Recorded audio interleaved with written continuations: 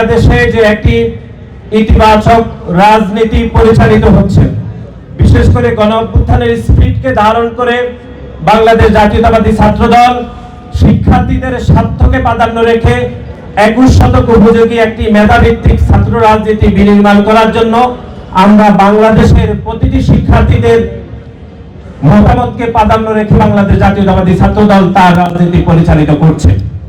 কিন্তু আমরা দেখলাম বাংলাদেশ জাতীয়তাবাদী ছাত্রদল যখনই ইতিবাচক এবং গ্রহণযোগ্য রাজনীতি করার জন্য আমাদের সকল প্রচেষ্টা থাকে, তখনই আমরা দেখেছি অতীতে খুনি সংগঠন ছাত্রলীগের সন্ত্রাসীরা বাংলাদেশ জাতীয়তাবাদী ছাত্রদলের উপর অপরিসীম নির্যাতন করেছে এবং সকল প্রোপাগান্ডা করে আমাদেরকে দমিয়ে রাখার অপচেষ্টা করেছিল।